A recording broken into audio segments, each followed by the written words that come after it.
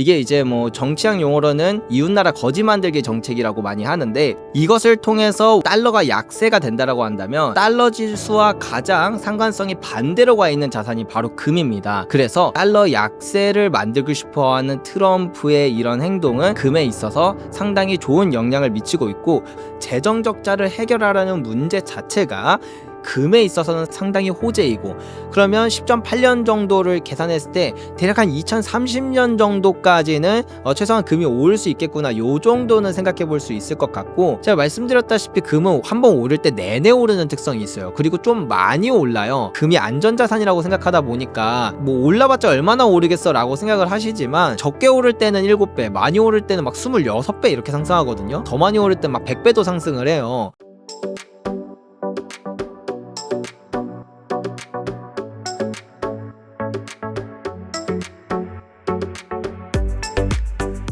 최근 전 세계적으로 불안한 정세로 인해 금값이 계속해서 오르고 있다고 하는데요. 특히 미국의 행보로 인해 금값이 요동친다고 합니다. 어떻게 보시나요? 이제 우리가 두 가지에 주목해보면 좋을 것 같아요. 첫 번째 주목해야 될 포인트는 트럼프가 예전만큼 관세 전쟁에 그렇게 열을 올리지 않고 있다라는 점을 주목을 해야 되는데요. 트럼프는 왜 관세 전쟁에 이렇게 열을 올리지 않는 걸까요? 더 이상 관세에 대한 문제에 대해서 뭔가 꼬리를 내린다던가 그것에 대해서 패배를 선언하는 걸까요? 그렇게 보기는 되게 어렵다고 저는 생각을 합니다.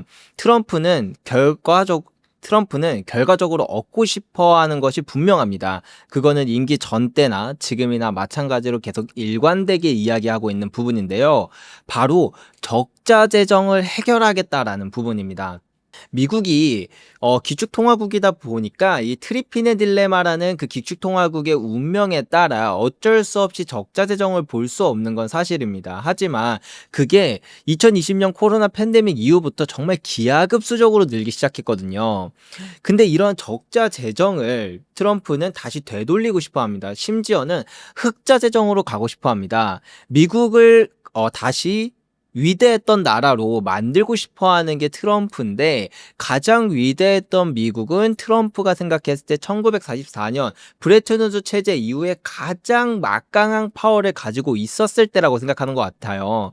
그때는 미국이 정말 돈 잘 벌었거든요. 그래서 패권도 뺏어올 수 있었고, 미국 말 한마디면 모두가 껌뻑 죽었었습니다. 요즘에는 어떻죠? 미국 말 한다 그래도 껌뻑 죽진 않아요. 약간 죽는 신용정준 하는데 개기는 애들도 있고요.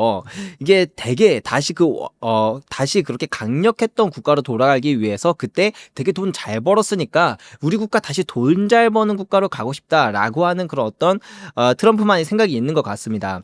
트럼프는 이 재정 적자를 해결하기 위해서 해외에 뿌려졌던 그런 기업들도 다시 리쇼어링, 자국으로 끌어들이려고 하는 모습을 많이 보여주고 있는데요. 자, 트럼프가 결국에 이제 미국산 물품들을 이제 잘 팔리도록 해야 되는데, 그냥 경제적으로 따지면 같은 등급의 제품이라면 값이 싸야 당연히 메리트가 있다고 볼 수 있겠죠. 그러면 미국산 제품들의 가격을 내리기보다 더 쉬운 방법은 다른 국가의 물가, 다른 국가의 상품 가격을 올려버리는 겁니다. 그렇게 하려고 사실은 관세 전쟁을 했었던 거예요. 관세를 크게 높여서 다른 국가의 제품의 가격이 높아지면, 그러면 상대적으로 미국산 제품은 메리트가 생겨버리는 거니까요. 그래서 이 관세 전쟁을 통해서 정말 처절하게 싸웠던 건데, 근데 이제 트럼프가 관세 전쟁을 그렇게 이전만큼 심하게 하지 않고 오히려 되게 완화적인 방향으로 갑니다. 미중 무역 협상도 되게 진전되는 모습처럼 보여요. 이 부분에서는 우리가 생각해 볼 만한 포인트는 제2의 플라자 합의다라고 불리는 이 환율의 정답이 있을 거라고 생각합니다. 대만부터 시작해서 위안화, 원화까지 환율이 갑자기 크게 떨어졌어요. 1450원 하던 환율이 지금 1350원도 찍었었거든요. 이렇게 거의 환율이 이렇게 쭉 떨어지는 모습을 보면서 이게 제2의 플라자 합의가 있었던 게 아니냐, 이런 말까지 나오기 시작했습니다.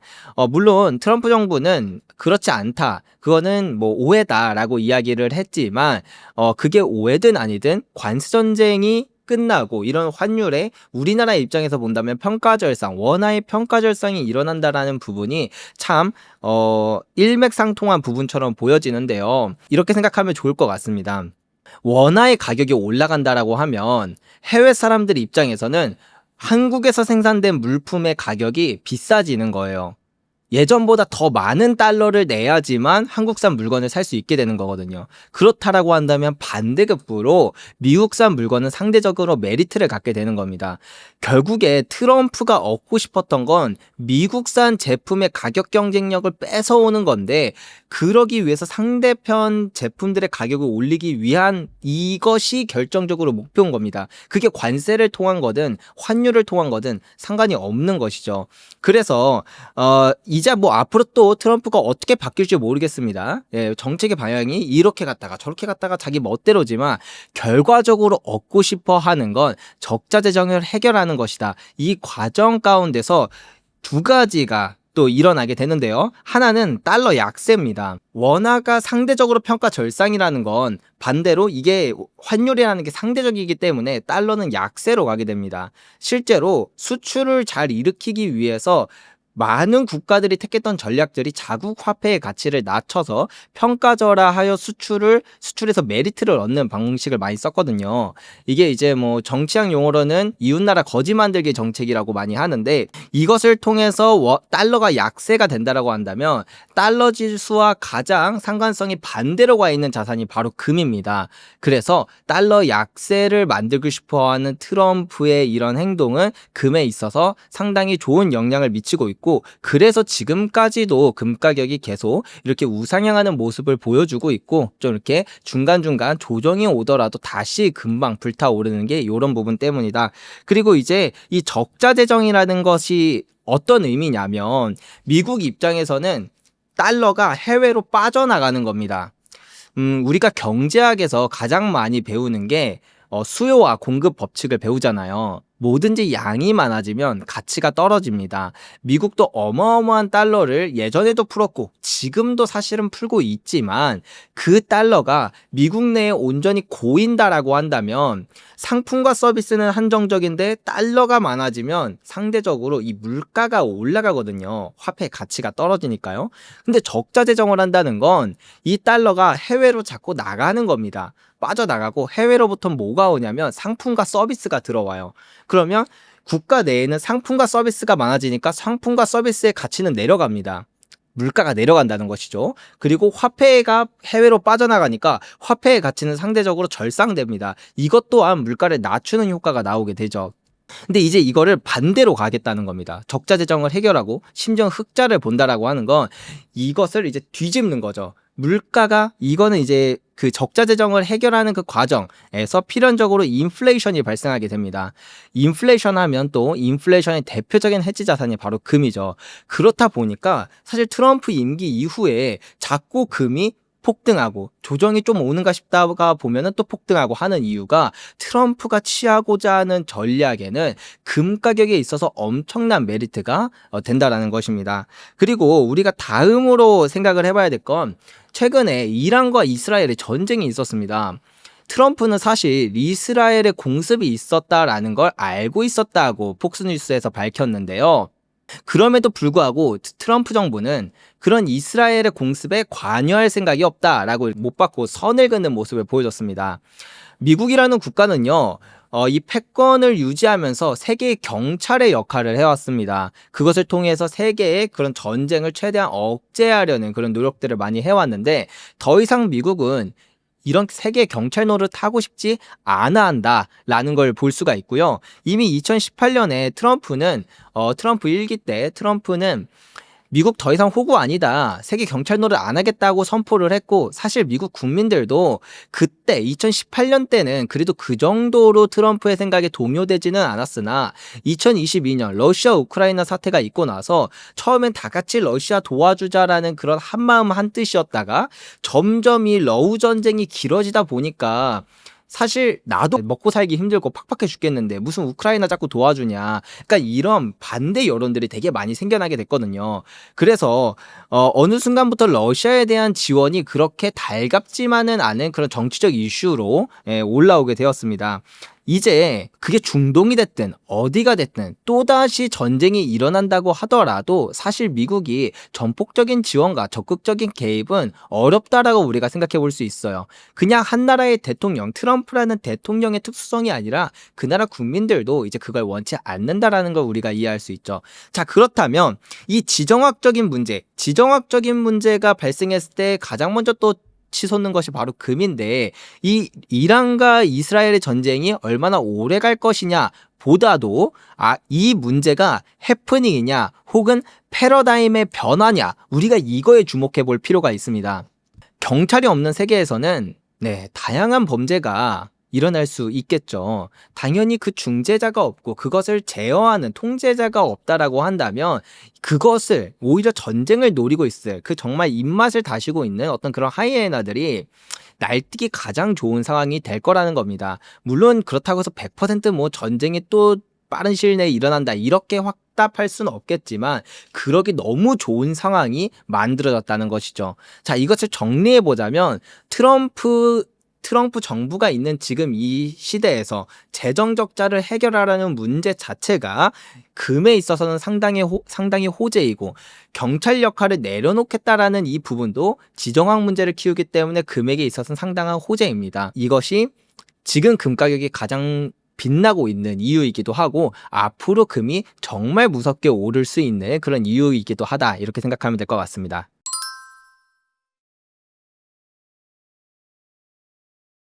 금도 관세 부과 대상이 될 수 있다는 우려로 인해 미국 내 금값이 급등하자 월가 금융사들이 차익 거래를 활용해 큰돈을 벌어들였는데요. 금의 관세 부과에 대해서는 어떻게 생각하시나요? 실제로 이 금의 관세 부과에 대한 이슈가 이미 한 2월에서 3월에 좀 많이 나왔습니다. 그래서 그때도 한번 금에 대한 파장이 좀 있었는데요.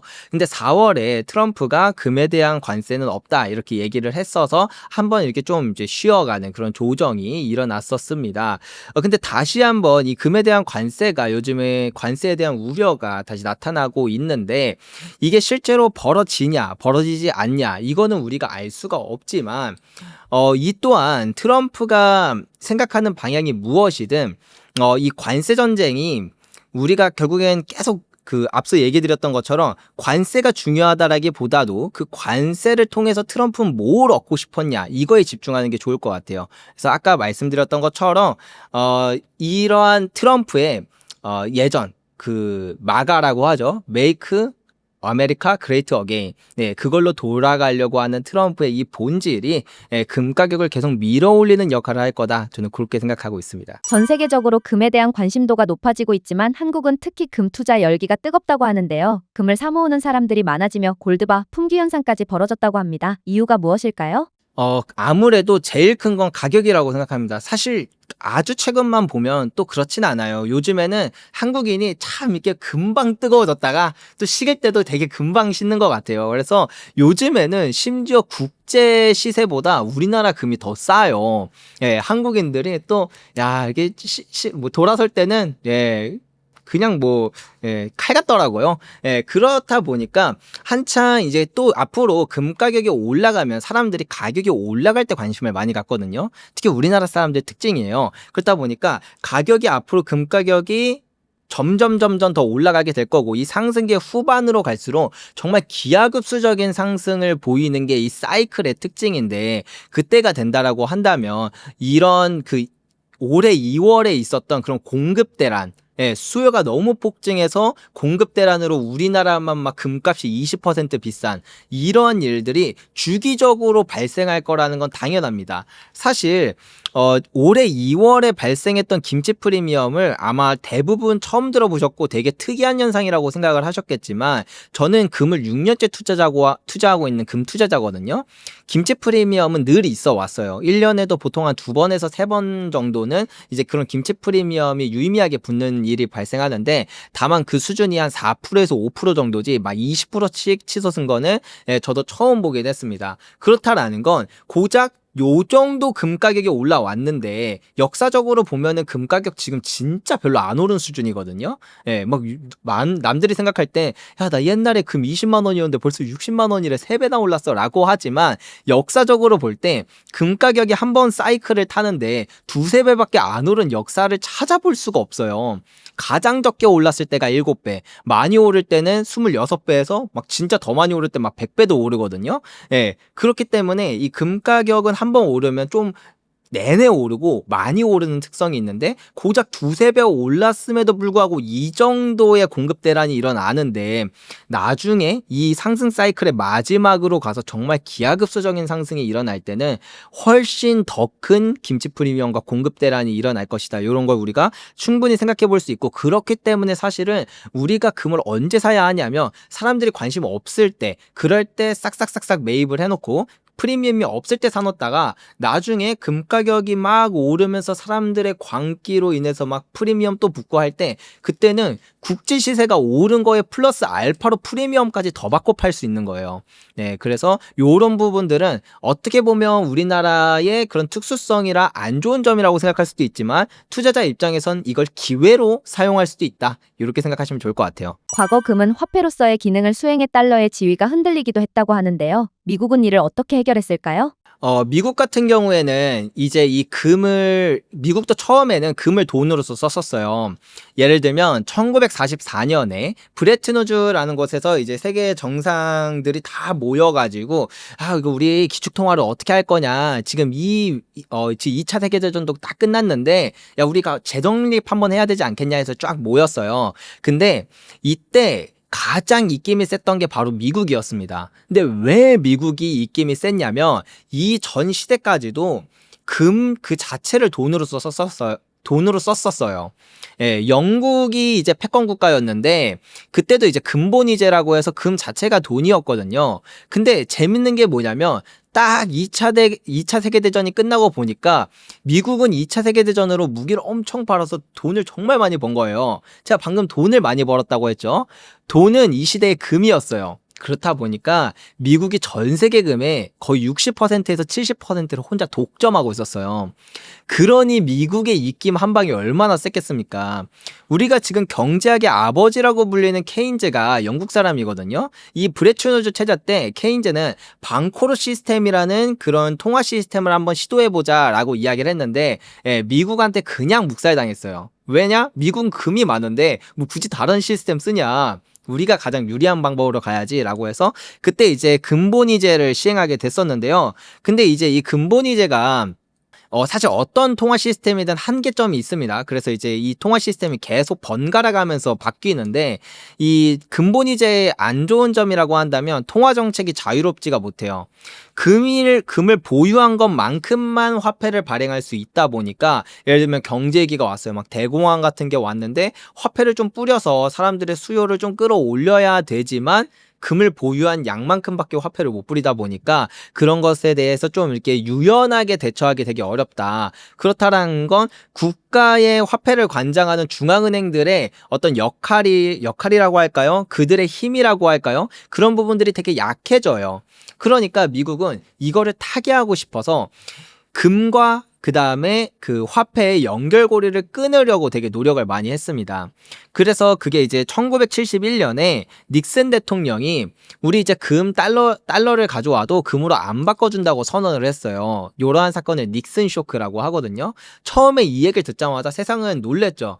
야, 너가 이거를 금으로 안 바꿔주면 내가 달러를 무슨 믿음이 있어서 사냐. 달러 이제 쓸데기 없다. 막 이러면서 달러의 가치가 곤두박질 치며 금 가격이 무려 26배가 상승을 했습니다. 근데 이제 미국은 그럼에도 불구하고 이러한 통화 시스템을 개혁하려고 어떻게 하면 사람들이 달러를 쓰게 만들까 고민을 했어요. 그러다가 딱 한 가지 방법을 알아냈죠. 이 시대는 이제 산업혁명을 지난 직후여서 석유에 완전히 그 모든 국가, 모든 기업들이 석유 없이 돌아가는 데가 아무것도 없었어요. 물론 지금도 석유에 사람들이 많이 의존하고 있지만 이 시대는 훨씬 더 심했다는 거죠. 근데 미국이 석유를 완전히 다 독점했어요. 사우디와 비밀협약을 통해서 모든 석유는 오로지 달러로만 거래할 수 있게 했어요.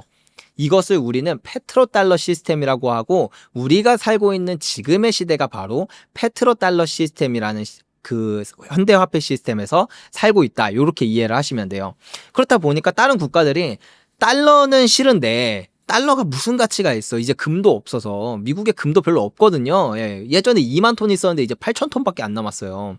그래 금도 별로 없는데 믿으면 안 가는데 석유가 필요하니까 어쩔 수 없이 달러를 사야 되는 거예요. 달러의 수요를 강제하니까 달러 화폐 시스템이 계속 유지될 수 있었습니다. 이런 식으로 이제 불안 화폐 시스템으로 넘어가더라도 이 화폐 시스템을 유지할 수 있는 방법은 존재한다. 하지만 이제 이게 여기서 참 재밌는 게, 그러면 금이랑 석유랑 1970년대에 싸웠던 거잖아요. 다시 금본위제로 돌아가냐? 아니다. 우리 석유라는 시스템으로 만들 거다. 이렇게 해서 싸웠잖아요. 결국에 석유가 이겼거든요. 근데 재밌는 건 금 가격이랑 석유 가격 둘 다 폭등했어요.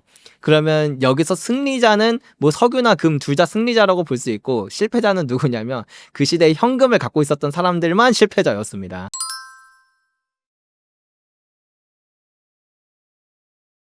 중국은 지난달에도 금을 매입하면서 7개월 연속 금을 매입했는데요. 현재 중국이 가진 금은 어느 정도 수준일까요? 일단 공식적인 수치로 말씀드리면 2,000톤 정도가 넘었어요. 그러니까 거의 중국이 한 20년 동안 금을 모았는데 500톤이 좀 안 됐는데 2,000톤을 넘은 거니까 4배 이상 늘었다, 이렇게 볼 수가 있거든요. 정말 미친 듯한 속도로 금을 쓸어 담고 있다라고 볼 수 있어요. 근데 여기서 더 재밌는 건, 중국은 단순히 금을 좀 많이 모았다라는 게 아니라, 이게 제가 방금 공식적으로 2,000톤이라고 했잖아요. 이 공식이 어떤 의미냐면, 국가가 IMF에 저 이만큼 금 샀어요, 이만큼 금 보유하고 있어요 라고 얘기를 하면 그게 공식이에요. 근데 중국은 사우디랑 그 중국이 보고를 잘 안 하는 걸로 되게 유명해요.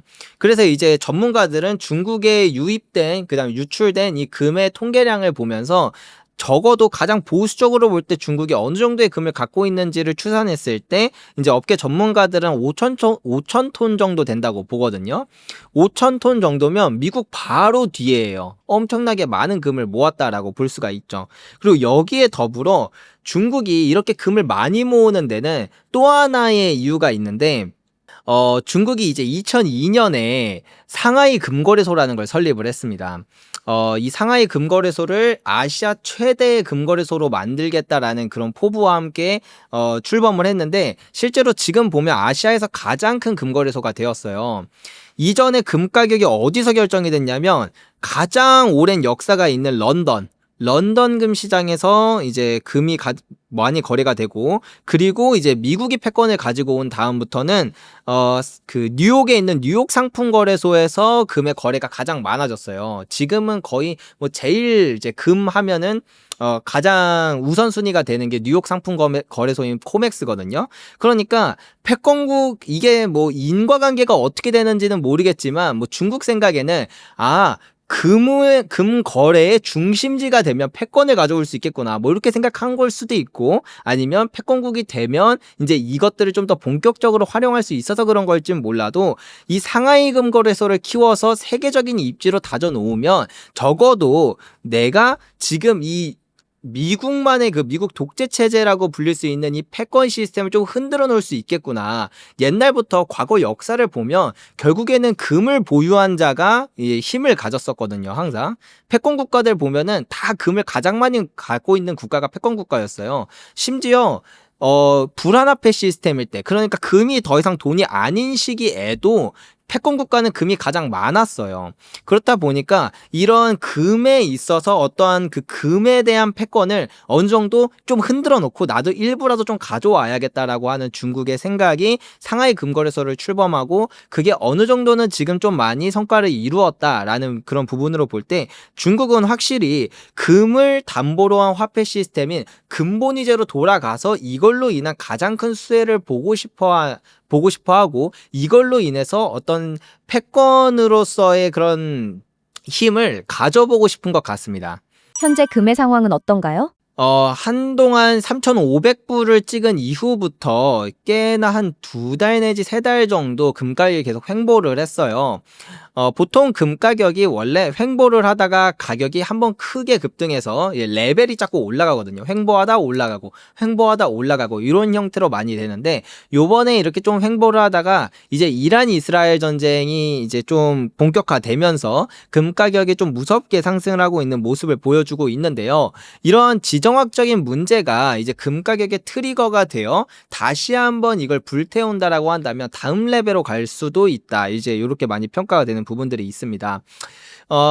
만약에 이게 이제 다음 레벨로 간다라고 한다면, 그러면 우리가 이 다음 레벨에 가기 전에 이 횡보기일 때 최대한 많이 매집을 해놓는 게 좋아요. 사실 가격이 오를 때보다 이렇게 횡보할 때 최대한 매집해놓고 다음 단계로 넘어가는 게 이제 투자자 입장에선 가장 좋다고 볼 수 있겠죠. 아직 그래도 뭐 저항선이나 이런 데까지 금 가격이 오르진 않은 수준이기 때문에 지금은 어떻게 보면 트리거가 언제든지 발동될 수 있는 이런 상황인데, 그것에 비해 가격은 그래도 그다지 높지 않은 수준이다 보니까 천천히 매집해가기 좋은 시점이지 않나, 이렇게도 생각해 볼 수 있을 것 같습니다. 역사적으로 볼 때 금은 일단 특성 자체가 되게 독특해요. 이런 금의 공급이 되게 독특한 특성이 있거든요.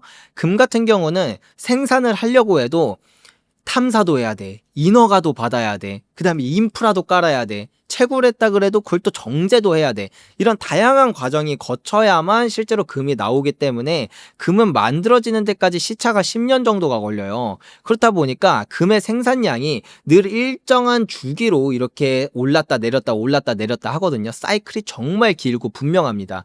그렇다 보니까 공급이 가격에 영향을 정말 많이 미치잖아요. 금 가격도 보면 거의 100년치 차트를 쫙 깔아서 보면 오를 때도 내내 오르고 떨어질 때도 내내 떨어진다라는 걸 알 수 있습니다. 그래서 그럼 과거 지난 100년 동안 금의 사이클이 한번 왔을 때 일반적으로 얼마나 올랐는가를 보면, 가장 적게 올랐을 때가 9년, 가장 많이 올랐을 때가 13년 정도 올랐습니다. 그래서 이 평균치를 대략 계산해 보면은 그 사이클들을 다 해서 평균치 계산해 보면 10.8년 정도 되거든요. 그냥 대략적으로 우리 이번 사이클이 2019년 7월 정도에 시작했어요. 그러면 10.8년 정도를 계산했을 때 대략 한 2030년 정도까지는 최소한 금이 오를 수 있겠구나, 요 정도는 생각해 볼 수 있을 것 같고, 그 과정 가운데서 지금은 중반부를 지나 이제 후반부로 가면서 본격적인 상승을 이제 목전에 둔 상황쯤, 한 야구로 치자면 6회 말에서 이제 7회 초 정도 되는 게 아닐까 싶습니다. 금의 사이클에서 변수는 일단 시작이 되면 변수가 없어요. 물론 다만 그런 건 있죠. 금 가격 사이클 중간에도 큰 조정기는 한 번씩 오거든요. 예를 들면 2000년대에 이제 금 가격이 한 7배 정도 올랐어요. 2002년부터 2011년까지 올랐는데 2008년쯤에 정말 강력한 위기가 한번 왔습니다. 여러분들도 다 아시는 글로벌 금융위기가 한번 왔었는데요.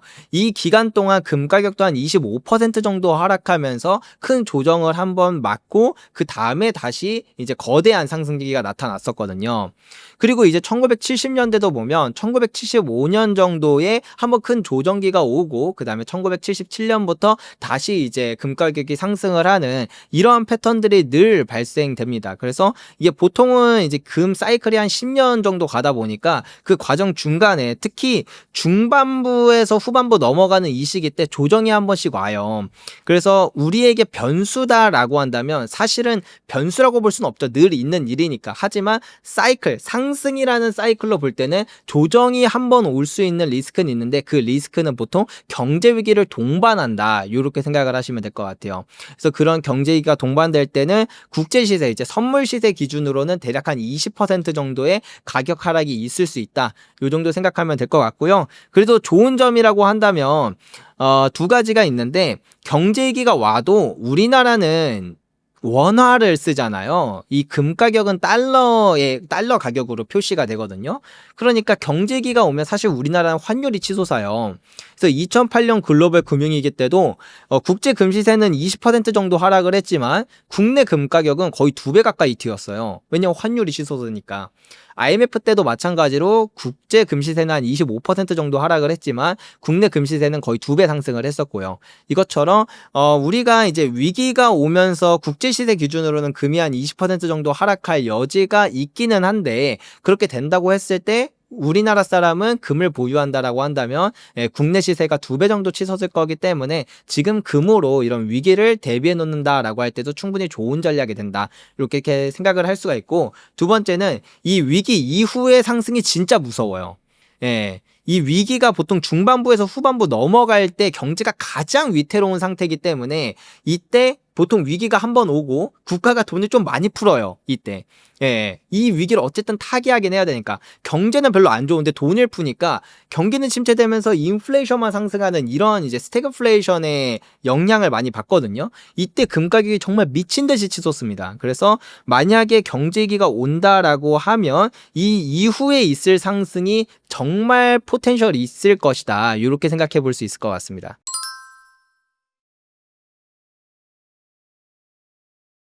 최근 베트남과 중국에서도 금 매장지가 발견되었는데요. 금 매장량은 한정되어 있다고 하는데 언제쯤 고갈될까요? 일단 금의 매장량이 거의 안 늘어요. 왜냐면 인간의 기술이 그래도 꽤 많이 발전해서 사실은 탐사할 수 있는 범위는 다 탐사를 했고요. 탐사를 했는데 그냥 안 캐는 것뿐이에요. 왜냐면 채산성이 너무 안 나오니까. 우리가 맛있는 음식 여러 개 있으면 당연히 맛있는 것부터 손 간다고, 당연히 그 옛날에 이제 좀 금이 많았을 때는 이제 다양한 그 광산이 있으면 그 중에서 채산성이 가장 좋은 광산부터 빨리 금광 기업들이 채가서 채굴을 했겠죠. 이렇게 채굴을 하고 하다 보니까 옛날에는 1톤의 금광석 중에서 한 20g 정도도 금이 나왔었어요. 근데 지금은 한 3g 나오면 많이 나오거든요. 그 정도로 채산성 좋은 광산 자체가 거의 없고, 그렇게 뭐 채산성 더 안 좋은 광산까지 다 합쳐도 남은 금 매장량이 59,000톤 정도입니다. 근데 1년에 우리가 이제 전 세계가 생산하는 금 생산량이 한 3,000톤 정도 되거든요. 그럼 이게 산술적으로 계산하면 20년이면 이제 금은 고갈난다고 보면 돼요. 물론 금이 거기에만 있는 건 아니에요. 지구상에 좀 더 있기는 해요. 가장 많은 데는 내핵에 있거든요. 근데 우리가 과학적으로 지금 가장 깊은 굴을 판 것도 지각도 못 들었어요. 근데 지각은 피부로 치면 껍데기거든요. 이 밑에 이만한 두툼한, 그러니까 우리 뭐 배로 치면 이제 이만한 두툼한 지방이 있고 그 안에 내액이 있단 말이에요. 요 껍데기도 인류의 기술로 못 들었어요. 물론 뭐 더 시간이 지나서 정말 위대한 발전으로 내핵까지 뚫고 들어갈 수 있는 그런 기술이 나온다면 좀 달라질 수 있겠지만, 적어도 이번 금 사이클은 한 5년에서 6년 정도 이제 앞으로 남았다고 생각을 할 수 있는데, 길게 봐도 이제 그 기간 안에 내핵까지 뚫고 들어가는 건 힘들겠죠. 그러면 사실상 적어도 이번 사이클에서는 금이 추가적으로 더 나올 수 있는 건 진짜 하늘에서 신이 내려보내주지 않는 이상. 왜냐면 금이라는 건 우주에서 왔거든요. 자동적으로 지구에서 생성된 게 아니에요. 그러면 진짜 하늘에서 누군가가 뚝 떨어뜨려 줘야 돼요. 그렇지 않는 이상 금은 고갈나는 게 너무 당연하다, 이렇게 생각하시면 될 것 같아요. 최근 유럽에서 납으로 극소량의 금을 만드는 것이 성공했다고 하는데요. 하지만 비용적인 측면에서 비효율적이라고 합니다. 금을 만드는 일은 불가능한 걸까요? 옛날에도 금을 만들려고 하는 노력이 많이 있었어요. 이제 연금술사들이라고 하죠. 이제 수은을 이렇게 잘 저어서 이제 금으로 만들려고 하는 노력이 있었는데, 실제로 과학적으로 아예 불가능한 건 아니에요. 입자가속기를 이용하면 금으로 만들 수가 있어요. 원소를 바꿔서 이제 금으로 만들 수가 있는데, 다만 비용이 말도 안 될 정도로 비싸요. 이게 미국에서도 옛날에 성공한 적이 있었는데, 이제 이게 거의 무게로, 진짜 초정밀 저울로 재도 무게가 측정이 안 될 정도의 금을 만드는데 정말 무지막지한, 정말 상상도 못할 돈이 들어갔다고 합니다. 그래서 이걸 이제 역산하면 1g의 금을 만드는데 미국 1년치 예산이 든다라고 하거든요.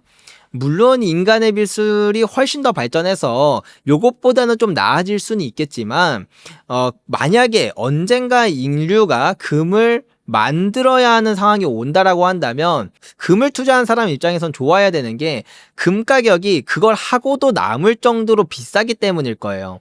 예, 그렇기 때문에 뭐 우주에서 금 캐올 수도 있다 막 이런 얘기도 있고 한데 뭐 우주에서 캐올 수도 있고 금을 만들 수도 있겠지만 그걸 해도 남을 정도로 금 가격이 비싸졌기 때문에 그거를 하는 거다. 이제 요렇게 생각을 하면 될 것 같습니다.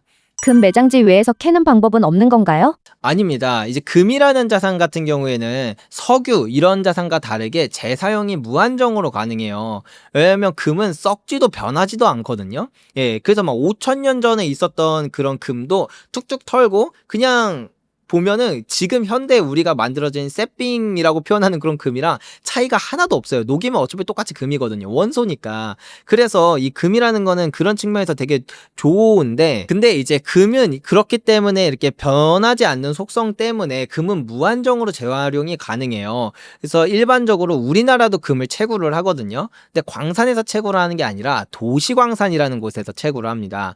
그래서 금은 뭐 반도체에도 들어가고 이렇게 갖가지 전자제품들에 많이 들어가다 보니까 그런 폐가전제품들을 수거해서 그 안에서 이제 금만 따로 추출하는 그런 기업들을 도시광산이라고 합니다. 보통 인천 쪽에 많이 있는데 이런 식으로 금을 다시 재활용하는 방식으로 금이 채굴되기도 하고 그 다음에 두 번째는 이거는 좀 재밌는데 바다에 옛날에 그 이제 보물선들이 많이 잠겨 있어요. 예, 근데 이제 그게 현대의 기술로도 인양을 못하는 것들도 있지만 이제 좀 인양 가능한 애들은 그걸 인양해서 거기 안에 들어있는 금들을 뭐 어떻게 보면 채굴이라고 생각하면 채굴이고 예, 뭐 구할 수 없었던 금을 다시 시장으로 끌어온 거니까 그런 방식으로 이제 금을 가지고 오기도 합니다. 비트코인과 금의 관계를 어떻게 바라보고 계실까요? 비트코인과 금이 속성적으로 보나 이제 정치적으로 보나 좀 많이 겹치는 부분들이 생기기 시작했습니다. 사실 그럼에도 불구하고 가격적인 부분을 보면 전혀 그렇지 못한 모습인데요.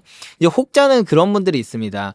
금 가격이 사실은 지금 이것보다 훨씬 더 많이 올랐어야 되는데 비트코인이 금의 어떤 그런 수요들을 쭉 빨아들이면서 금 가격이 생각보다 그리고 원래 올랐어야 될 것보다 더 많이 오르지 못했다라는 이런 이야기들을 많이 하는 그런 어떤 주장들이 많이 있곤 한데요. 실제로는 그렇진 않습니다. 왜냐하면 이 상관관계, 자산 간 상관관계를 보는 게 제일 중요한데 금과 비트코인이 비슷하다라고 한다면 금과 비트코인의 가격 흐름도 되게 비슷해야 돼요. 근데 실제로 데이터들을 쭉 뽑아서 통계 분석을 해보면 상관성이 0에 가까워요. 그러니까 전혀 상관이 없다라고 볼 수가 있겠고 비트코인은 사실 주식과 상관성이 상당히 높습니다. 우리가 투자를 할 때도 비트코인 투자할 때 약간 주식 투자와 좀 더 비슷한 마음가짐으로 사실 투자하잖아요. 그런 느낌처럼 이제 뭐 앞으로는 변할 수도 있습니다. 비트코인의 속성 자체가 금과 비슷한 게 많아서 앞으로는 변할 수 있지만 지금까지는 이 비트코인이 금에 있었던 수요를 가져가고 뭔가 대체가 된다거나 어떤 공통점으로 인해서 수요를 서로 공유한다던가 하는 부분은 뭐 있더라도 정말 미비한 수준이다라고 보시면 되고 앞으로는 그럴 수도 있다고 생각합니다. 비트코인 같은 경우에도 돈으로서 그리고 이제 준비 자산으로서의 그런 속성들을 많이 가지고 있거든요. 한정성도 있고 분할성도 좋고 그런 교환 수단으로서의 매개체가 되기에도 상당히 좋은 부분들은 있어서 그래서 뭐 최근에 미국 같은 경우에는 스테이블 코인 법안 같은 것들도 많이 언급되면서 이 암호화폐 시장이 좀 더 커지고 그것이 각광받을 수 있는 그런 여지들도 생기는데요. 사실 그렇다라고 한다면 금에 있어서도 암호화폐에 있어서도 상당히 호재라고 생각을 합니다. 1970년대를 생각해 보면 좋을 것 같아요. 1970년대 미국은 근본이제에서 벗어나서 페트로달러 시스템을 만들고 싶어 했습니다. 즉 원유가 준비 자산인 그런 화폐 시스템을 만들고 싶어 했던 거예요. 근데 이제 미국 외에 다른 국가들은 다시 금으로 돌아가자, 우리 근본이제로 다시 돌아가자라고 하는 이 두 가지가 정말 치열하게 싸웠습니다. 근데 결국엔 페트로달러 시스템이 이겨서 우리는 지금 페트로달러 시스템을 살고 있어요. 근데 재밌는 사실은 뭐냐면 이긴 건 페트로달러 시스템이 이겼지만 가격은 둘 다 폭등했다는 거예요. 금 가격은 26배가 폭등을 했어요, 무려. 여기서 사실은 그 패자가 누군가 하면 패자는 그냥 난 투자는 무서워. 투자는 리스크 있어서 나는 안 할래라고 해서 현금을 보유했던 사람만 최악의 선택을 하게 된 것이죠. 그렇기 때문에 요즘 암호화폐가 이제 미국 내에서도 그다음에 세계적으로도 많이 각광받고 있고, 이것이 단순히 뭐 가격적인 측면을 넘어서 금처럼 어떤 준비 자산의 형태로 이렇게 많이 각광받고 있다라고 하는 건 현재 우리가 살고 있는 화폐 시스템이 되게 많이 흔들리고 있다. 그러니까 사람들이 이 화폐가 흔들리니까 더 안정적인 거, 더 근본적인 거, 더 본질적인 거를 찾아 떠나고, 그 다음에 그것으로 사람들이 시선이 몰리면서 재평가가 이루어지는 시대로 패러다임이 변하고 있다라는 거 우리가 생각하는 게 중요한 것 같습니다.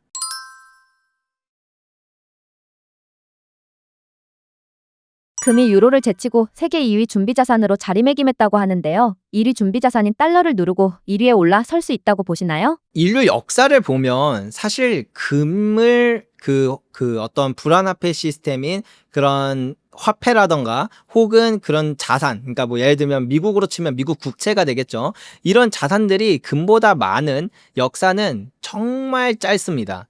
거의 많지 않아요. 돌아갈 거죠, 당연히. 근데 다만 그게 언젠지는 우리가 알 수 없고, 그 시기가 되게 길기 때문에 뭐 그게 당장 내일이 될 거다 이렇게 생각하기는 어렵겠지만, 하지만 확실한 거 하나는 금의 비중이 높아지고 있다라는 건 사실입니다. 전 세계 중앙은행들이 보유한 금 보유량이 이미 2010년부터 계속 늘어나기 시작했어요. 그리고 그 수준이 어느 정도인가 하면 이미 2차 세계대전 이후 금을 가장 많이 보유했던 게 이제 1965년이 피크거든요. 그러니까 진짜 전 세계의 모든 국가들이 금을 가장 많이 보유했던 시기가 1965년. 이때는 금 자체가 돈이었어요. 근데 재밌는 사실은 이제 그것보다 더 많은 금을 중앙은행들이 보유하고 있습니다. 2025년 추정치 기준으로 이미 그 수준을 넘어섰다라고 보여지고요. 그렇다라는 건 이미 패러다임이 많이 바뀌었다는 겁니다. 이제 달러 준비 자산은 이미 똑같이 금이 늘어난 바로 그 시점 2010년부터 외환 보유고에서 차지하는 달러 자산의 비중은 계속 줄어들고 있어요. 그렇다라는 건 언제냐, 이 둘이 만나서 금이 달러를 제치는 게 언제냐인지는 알 수 없어도 이 거대한 패러다임이 이 방향으로 이제 아예 바뀌고 있었다. 이전에는 이렇게 벌어졌거든요. 달러 자산은 점점 늘어나고 금 보유량은 1970년부터 계속 줄였어요. 다른 국가들이. 그렇게 됐던 40년의 패러다임이 다시 돌아서 다른 이제 변곡점으로 다시 40년의 패러다임으로 돌아가고 있다. 우리는 이렇게 유추해 볼 수 있을 것 같습니다. 금 가격이 갑자기 폭락할 가능성은 없을까요? 금 가격이 당장 폭락할 가능성은 제가 앞서 얘기해드렸던 부분이기는 한데, 경제위기가 발생한다면 금 가격이 단기적으로 좀 크게 하락할 여지가 있어요. 금이 안전자산이라고 하지만 정말 경제위기의 그 한가운데에서는 당장 나 돈도 갚아야 되고 뭔가 해결해야 될 문제가 있는데 어떻게 해서든 뭐든 다 팔아서라도 현금을 마련을 해야 되거든요. 이러한 말을 이제 캐시런이라고 부릅니다. 그런 캐시런이 일어나기 때문에 아무리 안전자산이라고 불리는 금 또한 단기적으로 20% 정도 하락할 여지가 있어요. 절대 적지 않은 하락이죠. 하지만 그렇다고 해서 금의 상승 사이클이 바뀔 수 있는 변곡점은 없다고 생각하면 좋을 것 같습니다. 왜냐하면 금의 상승 사이클이 시작한다라는 것부터가 단순히 뭔가 금 가격이 좀 오를 만한 어떤 그런 이슈가 있었다, 이런 수준이 아니에요. 금 가격이 오르려면 어떻게 해야 되냐면요, 근본적인 화폐 시스템이 흔들려야 돼요. 예를 들면 1970년대 같은 경우에도 기존의 그 근본이제에서 페트로달러 시스템으로 넘어가는 그런 사이클이었기 때문에 금의 상승 사이클이 나타났던 거고, 그 전의 사이클은 이제 1930년대거든요. 이때는 영국의 패권에서 미국의 패권으로 화폐 시스템이 갈아엎어지는, 파운드 화폐 시스템에서 달러 화폐 시스템으로 넘어가는 이런 화폐 시스템의 변화였기 때문에 또 금의 상승장이 쭉 나타났었습니다. 이런 것처럼 지금도 이 신용화폐 시스템이 되게 크게 흔들리고 있습니다. 달러라는 화폐 시스템을 조목조목 따져보면 크게는 두 개의 기둥으로 이루어져 있거든요. 하나의 기둥은 페트로달러 시스템, 제가 계속 말씀드렸던 원유를 기준으로 하는, 원유를 독점했기 때문에 만들어진 시스템이었고, 다른 하나는 신용화폐 시스템이에요. 미국이 미국이라는 그 신용, 정확히 말하면 미국이라기보다도 연방준비은행이라는 그 신용으로 이 화폐 시스템이 만들어집니다. 미국이랑 나는 사이가 틀어질 수 있어. 하지만 그렇다고 해서 이 달러가 나를 배신하진 않을 거야. 미국은 나를 욕하고 미국은 나를 공격할지 몰라도 달러는 나를 공격하지 않을 거야 라는 게 사실 신뢰입니다. 화폐에 있어서 화폐는 다른 거 다 필요 없이 이 신뢰가 가장 중요하거든요. 근데 2022년 이미 러시아 우크라이나 사태 때 미국은 러시아의 외환 보유고를 동결하면서 달러 거래를 다 막고 압류해 버렸습니다. 더 이상 달러는 독립적이고 안전자산이 아니에요. 우리가 안전자산이라고 할 때 가장 많이 떠올리는 게 달러랑 금이잖아요. 근데 이제 더 이상 달러는 안전자산이 아니게 됐어요. 왜? 미국이랑 사이 틀어지면은 이건 다 뺏길 수도 있는 자산인데 이게 더 이상 어떻게 안전자산이 되냐? 이거죠. 그렇다 보니까 이 페트로달러 시스템과 신용화폐 시스템 둘 다 지금 금이 크게 가버렸습니다. 그러면 이것을 해결하기 위해선 이 시스템을 갈아엎고 다시 튼튼한 화폐 시스템을 만들어야 해요. 그래서 이 다른 화폐 시스템을 만들어야 되는데 이걸 뭘로 만들 거냐? 그렇다고 해서 뭐 달러가 사라진다라는 얘기를 드리는 건 아니에요. 왜냐면 1933년 이전에도 달러가 있었고 이후에도 달러고 1971년 이후에도 달러예요. 화폐 시스템은 바뀌더라고 하더라도 그 화폐의 어떤 시스템이 바뀌는 거지 화폐 자체는 남아있을 가능성도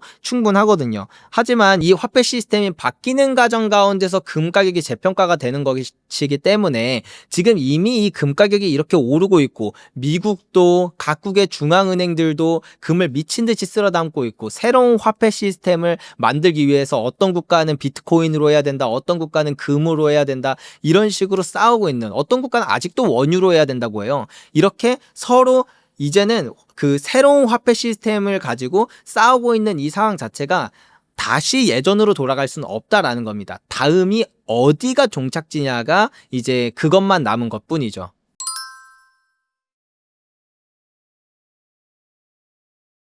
금을 투자하는 방법은 여러 가지가 있는데요. 초보자들에게 어떤 금 투자 방법을 추천하시나요? 초보자분들에게 가장 추천드리는 건 일단 최대한 간편해야 되고요. 그리고 그럼에도 불구하고 투자 효율성이 꽤 괜찮아야 된다고 생각을 합니다. 그래서 많은 초보자분들이 제일 많이 활용하는 것 중에 하나가 ETF인 것 같아요. ETF는 특성상 이제 주식 어플에서 쉽게 사고 팔 수 있고 하다 보니까 그다음에 또 막 그렇게 큰 금액으로 투자하지 않아도 되고 그렇다 보니까 ETF 형태로 많이 투자하시는 것 같아요. 수수료도 뭐 0.7% 정도로 되게 저렴한 편이고요. 그렇기 때문에 저는 더 추천드리는 건 KRX 금시장이라고 있습니다. 제가 이제 누차 말씀을 많이 드렸지만 아직도 이게 홍보가 좀 덜 된 것 같아서 저는 제가 뭐 여기랑 연관성 1도 없지만 국가에서 운영하는데 저한테 국가가 돈 한 푼도 안 줬지만 정말 초보자분들의 입장에서는 가장 좋을 거라고 생각해서 말씀드리는 게 바로 KRX 금시장인데 KRX 금시장도 똑같이 ETF와 마찬가지로 주식 어플에서 투자할 수 있어요. 그러니까 매수 매도 버튼 그냥 누르면 주식 투자하는 거랑 똑같이 할 수 있어서 엄청 간편합니다. 그냥 계좌에 돈 넣고 매수 버튼 누르면 금 사지고 정말 간편하거든요. 여기에 더불어 금을 보통 실물로 살 때는 최소 단위를 보통 한돈 정도로 봐요. 한돈이면 3.75g이고 돈으로 따지면은 한 60만 원 조금 안 되는 돈이거든요. 그래서 조금 부담이 될 수 있는 금액인데 이 KRX 금시장 같은 경우에는 1g 단위로 거래를 하다 보니까 한 15만 원 뭐 그 정도 선이면 충분히 금을 구매할 수가 있어서 그래도 조금 저렴한 금액으로 금 투자하기에도 괜찮다 이렇게 생각해 볼 수 있고 무엇보다 수수료도 저렴합니다. ETF가 0.7% 수준으로 정말 저렴한 수준인데 KRX 금시장은 그것보다 더 저렴하게 0.33% 정말 저렴한 수준의 수수료라서 사자마자 바로 팔아도 거의 손실이 없다 라고 할 수 있을 정도로 되게 효율적이라고 볼 수 있고 마지막으로 최대 장점은 세금인 것 같아요. ETF나 금통장 이런 방법들은 내가 사고 나중에 팔 때 내가 본 수익의 15.4%만큼을 배당소득세로 내야 되거든요. 해외에 상장된 거 같은 경우에는 22%를 양도소득세로 내야 돼요. 어차피 똑같이 어쨌든 수익의 그 정도를 세금으로 내야 된다는 부분인데 KRX 금시장은 세금이 없어요. 내가 실물로 인출받을 때야 뭐 부가세를 내야 되겠지만 그냥 그 어플 내에서 사고 팔고 한다고 해서 수수료만 뭐 0.3% 정도 발생한다 뿐이지 그 세금이 없다 보니까 투자 효율 면에서 가장 좋다. 제가 말씀드렸다시피 금은 한번 오를 때 내내 오르는 특성이 있어요. 그리고 좀 많이 올라요. 일반인 분들이 금이 안전자산이라고 생각하다 보니까 되게 뭐 올라봤자 얼마나 오르겠어라고 생각을 하시지만 적게 오를 때는 7배, 많이 오를 때는 막 26배 이렇게 상승하거든요. 조금 더 과거로 가면 더 많이 오를 때 막 100배도 상승을 해요. 그렇다 보니까 금 가격은 많이 오르면은 많이 오를수록 그 시세 차익에 대한 세금을 낼 때 더 불리하다 이렇게 생각을 해볼 수가 있겠죠. 그래서 KRX 금시장을 이용하시는 게 초보자분들 입장에서는 가장 좀 좋은 방법이지 않을까 이렇게 추천드리고 싶습니다. 금은 일단 실물로 구매하는 게 나중에는 가장 좋다고 생각을 해요. 초보자분들은 실물을 처음부터 접하려고 하면 이것저것 좀 따져야 되고 알아봐야 될 게 좀 많기는 해요. 그냥 무작정 뭐 아무 금거래소나 아무 금은방 가서 금 사면 되겠지라고 이렇게 많이 안일하게들 생각하시는데 사실은 그게 사는 순간 손실이 결정되는 그런 좀 특성이 있어서 그냥 무작정 찾아가면 생각보다 좀 잘못된 선택을 할 확률이 높습니다. 그래서 초보자분들께는 그래서 KRX를 추천드렸던 건데 그래도 좀 금에 대해 관심을 갖게 되신 분들의 경우에는 이 실물로 결국엔 넘어가는 게 저는 가장 좋다고 생각을 해요. 그렇게 넘어갔을 때 그 방법 중에 어떤 게 가장 좋냐, 어떤 식으로 하는 게 좋냐라고 하면 저는 개인 간 거래를 적극적으로 이용하는 걸 추천드립니다. 기본적으로 금은 살 때 부가세 10%가 붙어요. 사실은 금을 살 때 부가세가 붙는다라는 건 이게 원론적으로 따지면 붙으면 안 되거든요. 이게 왜냐면 금은 5,000년 동안 돈으로서 쓰였고 지금도 돈으로 쓰여요. 그래서 우리나라에도 외환보유고에 최종 지불 수단으로 금이 있어요. 최종 지불 수단이라는 건 돈이거든요. 최종 지불 수단은 말 그대로 돈이에요. 돈인데 우리가 뭐 원화를 달러로 바꿀 때 부가세를 내진 않잖아요. 10,000원짜리를 1,000원짜리로 교환할 때 부가세를 내진 않잖아요. 그렇기 때문에 미국에서도 부가세 다 폐지되고 있어요. 근데 우리나라는 부가세를 낸다라는 게 사실 이해는 안 되지만 어쨌든 실물을 살 땐 부가세를 내야 돼요. 하지만 그래도 그나마 방법이 있다라고 한다면 개인끼리 거래할 때 우리가 중고거래 같은 거 할 때 부가세를 내본 적이 없잖아요. 그거는 처음 샀던 구매자가 이미 부가세를 지불했기 때문에 이중과세를 하면 안 돼서 이제 개인끼리 거래할 때는 부가세가 없습니다. 그래서 요 방법을 통해서 금 거래가 가장 활성화되어 있어요. 그래서 이렇게 구매할 때는 부가세도 절세할 수 있어서 좋고 그 다음에 일반적으로 금거래소에서 보면 살 때랑 팔 때 가격이 다르거든요. 근데 이제 개인 간 거래는 그 살 때랑 팔 때 가격 중간 정도에서 거래를 하기 때문에 내가 사자마자 바로 판다고 해도 같은 가격에 사서 같은 가격에 파는 것이기 때문에 이런 부분에서도 되게 효율성이 높다라고 볼 수 있습니다. 그래서 내가 만약에 뭐 처음엔 KRX로 좀 투자를 하다가 자산이 좀 쌓였는데 금 투자에 공부를 해보니까 양배리 말대로 내가 실물로 넘어가야 된다라는 걸 깨달았어 라고 한다면 이제 이런 개인 간 거래를 이용해 보시는 게 좋고 이제 뭐 그냥 완전 개인끼리 만나서 거래를 하면 뭐 사기나 절도 뭐 아니면 작물, 삼자 사기 뭐 이런 다양한 리스크가 있을 수 있으니까 이것을 중개해주는 플랫폼도 있거든요. 사실은 제가 그런 사업을 하고 있는데 홍보하려는 거 맞고요. 어쨌든 그런 이제 플랫폼들을 이용해서 하면은 그런 범죄로부터는 자유롭고 그 다음에 부가세도 좀 절세하면서 이렇게 안전하게 거래를 할 수 있으면서 실물로 효율적으로 넘어갈 수 있으니까 요런 방법으로 실물로 넘어가는 게 가장 좋다고 생각합니다. 저도 사실은 제가 갖고 있는 모든 금이랑 은을 다 개인 간 거래 방식으로 구매했습니다. 금을 투자할 때 가장 중요하게 바라봐야 할 것들은 무엇이 있을까요? 금 투자할 때 금은 5,000년이라는 역사 동안 가격 데이터가 있어요. 돈으로서 쓰였다 보니까. 그래서 금의 폭등의 역사도 정말 셀 수도 없이 많거든요. 그렇다 보니까 우리가 주식 투자가 어려운 건 뭐 다양한 이유가 있겠지만 사실 주식의 역사가 200년밖에 안 돼서 그래서 뭐 충분히 많은 정보들이 있지만 그럼에도 불구하고 계속 우리가 더 복잡한 이유는 좀 이제 아직도 알아나가야 될 게 너무 많아서 그런 게 아닌가 싶기도 합니다. 근데 금은 5,000년의 역사가 있고 5,000년의 폭등의 역사가 있다 보니까 정말 그 폭등한 역사가 너무 많아서 금 가격이 뭐 어디까지 오를지 뭐 이런 것들에 대해서는 이미 답이 정해져 있어요. 그래서 금 가격에 있어서 가장 중요한 게 뭐냐라고 한다면 뭐 지표로 말하긴 그렇지만 그 국가가 그러니까 결국엔 화폐량이 제일 중요하다고 볼 수 있습니다. 이 금은 5,000년 동안 돈으로서 쓰였고 이게 시기에 따라 사람들이 아직도 금을 돈이라고 생각한다고? 너무 미개한 생각 아니야? 라고 생각할 시기가 있고 또 어떤 시기에서는 야 금이 진짜 돈이지 야 저 시대 사람들은 뭐 저 종이 쪼가리 들고 뭐 하고 있었냐? 라고 하면서 계속 이게 역사가 바뀌어요. 우리는 이제는 금이 돈이 아니라고 말하는 시대에 한 50년 동안 살고 있는데 근데 이게 계속 바뀐단 말이에요. 생각보다 그렇게 오랜 시간도 안 걸려. 한 40년에서 50년이면 한 번씩 이렇게 바뀌거든요. 근데 지금 좀 바뀔 때가 왔어요. 그렇다라고 하면 이 바뀌는 시기에 금 가격이 재평가가 이루어지는데 이 금이라고 해서 영원히 오르는 자산은 아니에요. 한번 오르면 막 20년 내내 떨어지기도 하고 그러거든요. 그렇기 때문에 이 금 가격이 적어도 어느 가격 이상까지는 올라야 하는가? 그러니까 반대로 말하면 어느 가격 이상 정도 오른다라고 한다면 이제 금을 내가 보유하고 있는 비중을 좀 줄여야 하는가를 생각을 해보는 게 되게 중요한데 이런 거에 좀 기준이 될 수 있는 게 바로 화폐량입니다. 화폐량 중에서도 제일 중요한 건 기축통화국의 화폐량을 보는 게 제일 중요해요.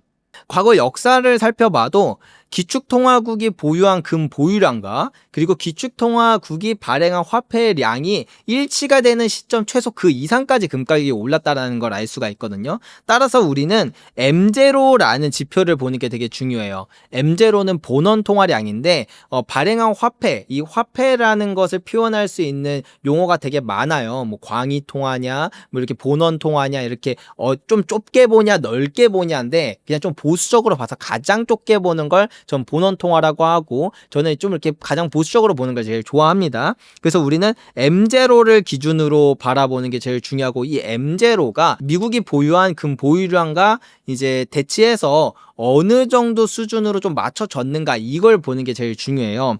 그렇게 하기 위해서 가장 쉬운 방법은 미국이 지금 금을 보유하고 있는 게 8,133톤이거든요. 이거를 우리가 금 가격이 뭐 1온스당 뭐 3,400불이다 3,500불이다 얘기하는 이 1온스가 31.1g이에요. 그러면 이 3,133톤을 31.1g에 맞춰서 이 온스 단위로 바꾸고 그 다음에 미국의 M0를 8,133톤으로 나눠요. 예. 그럼 이제 그 1온스당 가격이 나오겠죠. 이 1온스당 가격이 제가 최근에 계산했을 때가 21,000불이에요. 그러면 우리는 지금 금 가격이 한 온스당 3,500불 정도 하니까 이 금 가격이 21,000불 정도를 돌파한다라고 한다면 일단 적정 가치는 넘었구나. 근데 실제로 이 가격을 넘으면 그 뒤엔 광기가 붙어서 가격이 정말 무섭게 오르거든요. 어쨌든 21,000불을 넘은 시점부터는 이제 슬슬 적정 가격은 찾았으니까 이 광기 이후에 좀 이제 하락이 있을 수 있겠구나. 금 가격이 안정되는 한 뭐 20년 내지 30년까지도 안정될 수 있는 이런 안정기가 올 수 있겠구나라는 걸 인지하는데 가장 중요한 그런 어떤 기준점이 될 수 있겠다. 이렇게 말씀드려보고 싶습니다. 끝으로 웅달책방 시청자분들께 한 말씀 부탁드립니다. 웅달책방 구독자 여러분들, 지금 우리는 화폐 시스템이 변하는 시대에 살고 있습니다. 그렇다 보니까 아무래도 화폐의 가치가 다시 제자리로 찾아가려는 그 관성 때문에 인플레이션도 많이 일어나고, 화폐 가치가 떨어진다라는 걸 우리가 너무나도 잘 체감을 하고 있죠. 이런 시기 때 우리는 아무래도 투자가 되게 두렵잖아요. 뭐 주식 투자했다 망했다, 뭐 코인 투자했다 망했다, 뭐 이런 얘기들을 많이 듣다 보니까 나도 잘못 투자했다 망하면 어떡하지 이런 생각을 하겠지만 그래서 이제 투자가 되게 꺼려질 수도 있겠지만 금은요. 투자라기보다도 일종의 보험 같은 거예요. 적어도 내 자산의 한 10% 정도는 금을 담아놔야 만약에 그런 이제 이런 일들이 좀 더 가속화돼서 내가 너무 늦게 그런 판단을 해서 현금을 갖고 있었다는 이유만으로 큰 손실을 보는 1970년대나 1933년 그 시기 때의 사람들처럼 잘못된 판단으로 사실 잘못된 판단도 아니죠. 그냥 가만히 있었다는 이유만으로 그런 손실을 보지 않게끔 그래서 자산 배분도 잘 해주시기를 바라면서 여기서 마무리하도록 하겠습니다. 감사합니다.